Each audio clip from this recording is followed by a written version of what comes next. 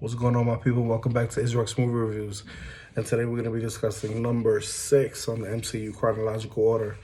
And that movie is Thor from 2011. This movie, I'm not gonna lie, I went into without expectations because I wasn't too familiar with Thor. Yeah, I read about Thor in the comics, and very interesting, but I wasn't really into those mythical kind of characters back then. But man, boy, was I surprised when I left the theater with this movie.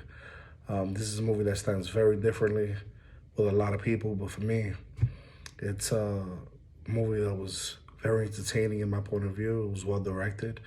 It was a film about a God who needs to learn what it means to be a decent individual, which was an interesting take.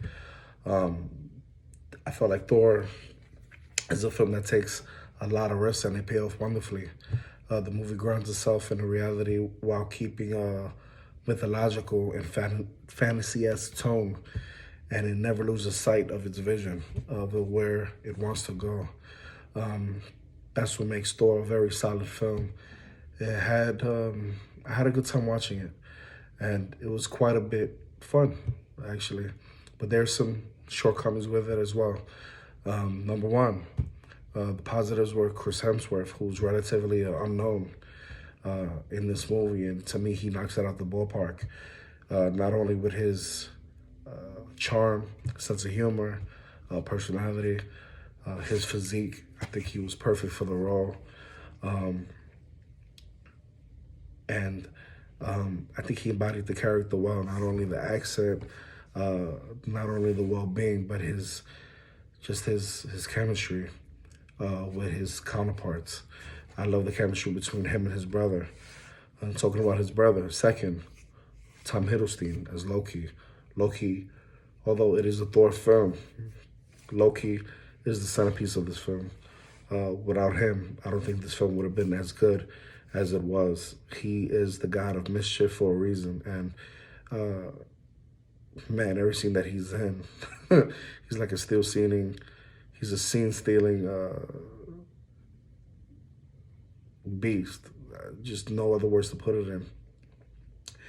Number 3, Anthony Hopkins, who plays Odin's son, basically the big god, right? I think he does a magnificent job. But what was lackluster for me was Natalie Portman's character. I feel she was very underused throughout this whole franchise. That's why I'm happy that Thor: Love and Thunder is coming out soon.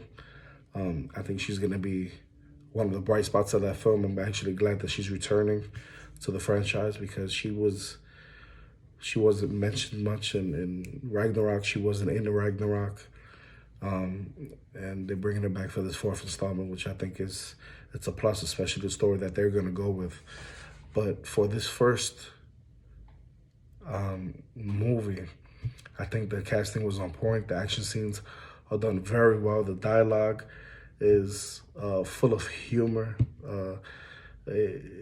It's definitely one of those movies that make you laugh, you know? It starts off with Thor, who's an arrogant and headstrong son of a god, Odin. His older son is Loki and acts like the complete opposite of Thor, which I thought they played well off of each other. After a huge mistake, Thor is stripped of his powers and sent to Earth. He's found there by a scientist studying the universe. And we all know Jane Foster, right? Natalie Portman's character. And she wants to help, but S.H.I.E.L.D. wants him to, right? S.H.I.E.L.D. is the government, who's mentioned a lot in the Captain America movies. They get transitioned to the Iron Man movies with the introduction of Black Widow. We all know that the head of S.H.I.E.L.D. is our boy Nick Fury, played by Samuel L. Jackson. And this movie is great because not only they introduce Loki, Thor, obviously, but they introduce us to Hawkeye. We all know that this movie is just a setup to the Avengers movie that was going to come out the next year in 2012. And in fact, after the credits, they say that Thor will return, right, in the Avengers. And for what it is, a comic book movie, it works. It's fast and full of action, it's full of violence. within a PG-13 rating, of course. The script is, for me, the script was kind of lame and totally predictable, but I still liked it. It all leads up to the ending that basically screams to you that there will be a sequel, obviously. What I felt surprised was about the acting in this with certain characters. Portman was as good as she can be in this. Hiddleston was excellent as Loki, showing the evil beneath his exterior before it actually breaks free in the movie. He was the best thing of this film. But best of all is Hemsworth, playing the titular hero. Honestly, to this day, I can't see anybody else playing that role. I think that he was perfectly casted. He's a really good-looking man.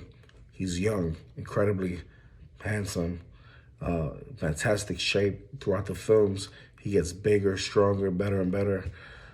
He has one shirtless scene, which is fun to watch because of a reaction of one of the actresses in the movie. His physical tributes aside, he's a very good in the role. He's not always dead serious and acts just like you would expect a god to act, although he is the god of thunder. The only that was that he was occasionally off at times. He uses words and phrases that no god would use, ever. The question was this a great movie? It wasn't a great movie, but it was a good summer movie to kick back and enjoy. I remember this was one of the solid Marvel comic book movies at the time, especially number 6. They did not fuck it up, you know? Starting with the first Avenger, Captain America, then transitioning into the Iron Man movies. We had that Hulk movie. And then this was going to tie us into the Avengers film, Avengers Assemble.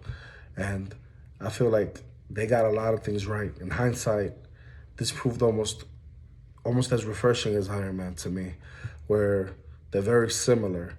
You know, there's a battle sequence early on, a lot of special effects. The look of Asgard is very impressive. Yet the 3D to me wasn't outstanding, but the look they gave Asgard to me was amazing. It was, though when you're watching this movie, you expect it to be kind of cartoonish in a way, right? But I didn't get that, you know? Thank God that they chose a Thor that had confidence. He was physically fit. The aspects of him were very legendary. He played this role with pride. And there's not much to say, man. I think this was a good film overall. It wasn't one of the superior films in the MCU. But it definitely made its mark. I give this movie definitely an 8 out of 10. And if you disagree, hit me up on that Discord. If you agree, hit me up on that Discord. Let me know what were your favorite scenes.